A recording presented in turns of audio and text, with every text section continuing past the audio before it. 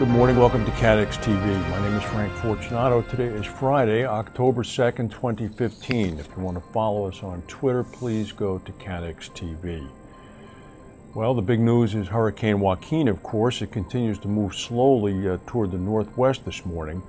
It's really belting the Bahamas. The storm has taken its time meandering around the area down there. It's not quite known yet what the extent of the damage in the Bahamas is. Power is out, the internet is out, only ham radios with generators are in contact. People are saying that the devastation is relatively thorough, although the loss of life tallies have not yet been reported. As of about half an hour ago, the National Hurricane Center said that the storm is starting an expected change of course that appears increasingly likely to steer the now Category 4 storm away from the Carolinas and the heavily populated New Jersey and New York area. But of course, they caution that things can change. They also said that Bermuda is not yet out of danger. The latest track threatens Bermuda, although people in Bermuda are reporting that the local weather authorities are saying that the storm is likely to miss them. Meanwhile, the storm is converging with a low pressure system over the mid-Atlantic states and somehow acting to keep that in place so that some areas may see as much as 20 inches of rain in the Carolinas.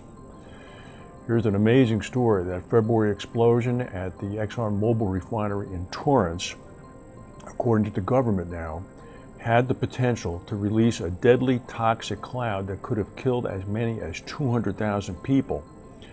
The government said that the incident was a near miss, as an 80,000-pound piece of equipment flew almost 100 feet, an 80,000-pound piece of equipment, and nearly struck a tank of hydrofluoric acid. According to the government, hydrofluoric acid is one of the most hazardous and deadly chemicals. In worst-case scenarios, it causes asphyxiation because once it is inhaled, it causes respiratory problems that build up fluid and you ultimately drown. According to documents ExxonMobil filed with the Environmental Protection Agency, a worst-case scenario involving hydrofluoric acid could potentially kill the 200,000 people that live within a 3-mile radius of the refinery. ExxonMobil said that they strongly disagree with any claims that a significant risk at all was incurred during the explosion. But also earlier this week, Exxon announced that it had sold the refinery in Torrance to PBF Energy. Exxon, of course, is still on the hook for any liability. There have been 2 plane incidents, actually 3. An American Airlines plane from Grenada to Miami landed on time and safely, although 5 people were injured in heavy turbulence, apparently. 11 people have been killed in a plane crash of a U.S. military transport at the Jalalabad airport in Afghanistan. It's a C-130. 6 military service members were among the dead. 5 other passengers were civilian contractors. And in Indonesia, a passenger plane carrying 10 people on a domestic flight is missing. It was a DH-6 Twin Otter plane. The plane lost radio contact about 30 minutes before it was expected to land in Makassar. A fire broke out yesterday at a high-rise residential tower in the United Arab Emirates in the city of Sharjah. Go to the internet and look at the photos. It's striking, sending thick smoke billowing out over the city and snarling traffic as commuters headed home.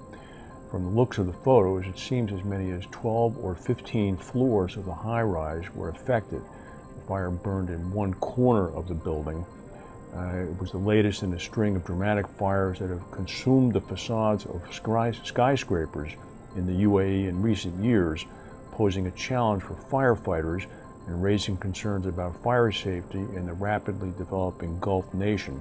19 people were treated for smoke inhalation, and burning debris were damaging cars located at the base of the tower. Helicopters were hovering near the fire, although it seems as if the fire was put out by firefighters who actually climbed the interior stairwells. After decades of environmental damage caused by hill-sized piles of acidic hazardous waste in Louisiana and Florida, one of the world's biggest fertilizer makers has agreed to settle a federal lawsuit for $2 billion.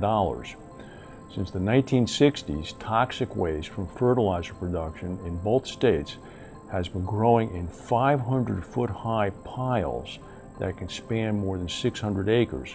These apparently represent some of the largest man-made waste piles in the United States.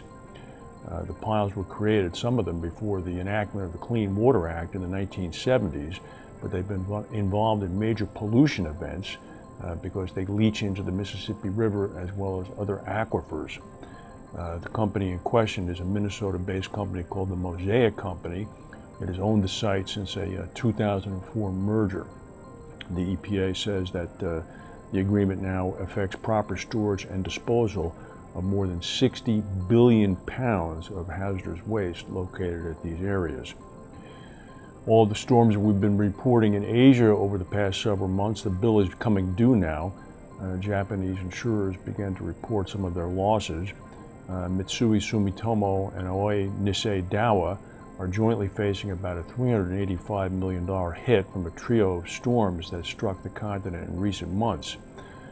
Two insurers said that their estimated loss would only have a limited impact on the company's soundness. The first storm was Typhoon Nanga in July. In August, Typhoon Goni devastated parts of the Philippines, Korea, and Japan. And then it seems as well, there was another typhoon that made landfall on the 24th of August that also has affected this. Rival Japanese insurer Sompo Japan Nippon Koa warned that they're facing a loss of about $280 million as a result of the same three storms. So as we talk about the underinsurance gap and the need to cover areas of the world that don't have coverage now, we're always talking about Asia. This would be the Philippines, it would be China, it would be some of the areas that these three carriers face claims from. We'll keep an eye on the hurricane. The U.S. jobs report came out. The unemployment rate is maintained level at its low rate. Stock market futures are up. Thanks for watching. Have a good weekend, and we'll see you Monday.